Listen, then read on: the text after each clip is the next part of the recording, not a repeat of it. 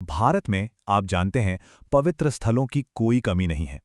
लेकिन कुछ जगहें ऐसी भी हैं जिनकी कहानी, जिनकी खासियत कहीं खो सी जाती है। आज हम एक ऐसी ही जगह के बारे में बात करने वाले हैं।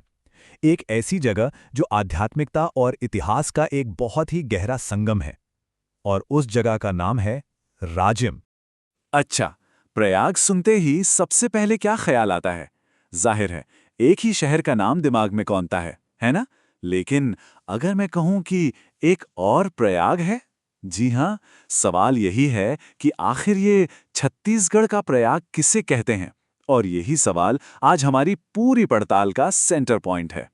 तो इससे पहले कि हम आगे बढ़ें, चलिए ये समझ लेते हैं कि प्रयाग का असल मतलब क्या होता है।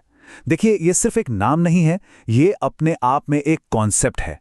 प्रयाग मतलब वो पवित्र जगह जहां पवित्र नदियां आकर मिलती हैं, जिसे हम संगम कहते हैं।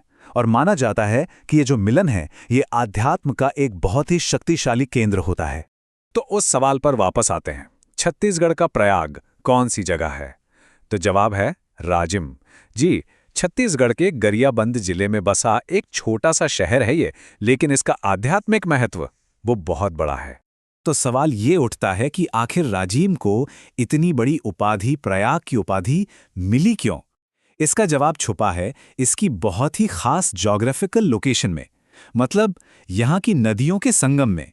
बात यह है कि राजिम की पूरी पहचान ही एक त्रिवेणी संगम पर टिकी हुई है।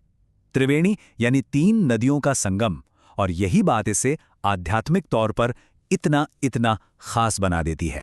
तो ये 3 नदियां कौन सी हैं? ये हैं महानदी, पैरी और सोंदूर। अब देखिए, महानदी और पैरी का संगम तो वहां एकदम साफ साफ दिखाई देता है, लेकिन ये जो तीसरी नदी है ना, सोंदूर, इसकी कहानी थोड़ी सी अलग है। और यहीं पर कहानी में एक बहुत ही दिलचस्प ट्विस्ट आता है। सोंदूर नदी वो यहाँ सीधे तौर पर दिखती ही नहीं है। जी, ऐसी मान्यता है कि ये नदी जमीन के नीचे से, यानी भूमिगत होकर, बाकी दोनों नदियों से मिलती है। और यही बात इस संगम को और भी ज्यादा रहस्यमयी और पवित्र बना देती है। ठीक है, तो नदियों की बात हो गई।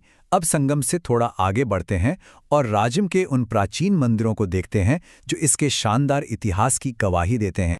राजिम की पहचान का जो सबसे बड़ा केंद्र है ना, वो है राजीव लोचन मंदिर।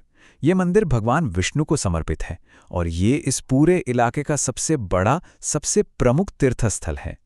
और पता है, इस मंदिर की उम्र वो तो सच में हैरान कर देने वाली है। सोचिए, 7वीं सदी का एक शिलालेख मिला है जो बताता है कि इसे नल वंश के राजा विलासतुंग ने बनवाया था। 7वीं सदी, मतलब ये मंदिर 1300 साल से भी ज्यादा पुराना है। कमाल है ना? अब जरा इसके वास्तुकला पर नजर डालते हैं। ये मंदिर पंचायन शैली में बना है। इसके 12 खंबे हैं और उन पर जो पत्थर की नक्काशी है वो तो बस देखते ही बनती है। हिंदू पौराणिक कथाओं के देवी देवताओं को उकेरा गया है। लेकिन सबसे हैरान करने वाली बात जानते हैं क्या है? यहाँ ध्यान मुद्रा में बैठे भगवान बुद्ध की एक काले पत्थर की मूर्ति भी है। ये उस जमाने के धार्मिक मेल जोल का एक बहुत ही रेयर, बहुत ही कीमती सबूत है। और ऐसा नहीं है कि बस यही एक मंदिर है। राजीव लोचन मंदिर के अलावा ठीक संगम पर ही कुलेश्वर महादेव मंदिर जैसे कई और प्राचीन मंदिर भी हैं। ये सभी मिलकर इस जगह के आध्यात्मिक महत्व को और भी बढ़ा देते हैं। तो हमने राजिम की नदियों के बारे में जान लिया, वहां के प्राचीन मंदिरों को भी देख लिया। चलिए अब देखते हैं कि कैसे ये इतिहास और ये आध्यात्मिकता दोनों मिलकर एक बहुत बड़े उत्सव में जिंदा हो उठते हैं। हर साल एक खास समय पर राजिम का पूरा इतिहास और इसकी पूरी आध्यात्मिकता जैसे एक साथ जाग उठती है। और ये होता है यहाँ के सबसे बड़े उत्सव राजिम कुंभ के दौरान। ये वो वक्त होता है जब पूरे देश की नजरें इस छोटे से शहर पर टिकी होती हैं। और ये कोई 1-2 दिन का इवेंट नहीं है। नहीं, ये उत्सव पूरे 15 दिनों तक चलता है। जी हाँ, 15 दिन। ये आमतौर पर फरवरी के बीच से शुरू होकर मार्च तक मनाया जाता है। आप इसके स्केल का अंदाजा इसी बात से लगा सकते हैं कि ये उत्सव पूरे भारत और भारत के बाहर से भी हजारों की तादाद में नागा साधुओं, संतों, महात्माओं और आध्यात्मिक गुरुओं को अपनी तरफ खींचता है। सब यहाँ संगम में पवित्र स्नान के लिए इकट्ठा होते हैं। लेकिन रुकिए, ये सिर्फ एक आध्यात्मिक मेला नहीं है। इस दौरान यहाँ संगीत और डांस के प्रोग्राम भी होते हैं, जो छत्तीसगढ़ की जो रिच लोकल कल्चर है उसकी एक बहुत ही खूबसूरत झलक दिखाते हैं। तो इन सारी बातों का मतलब क्या निकलता है?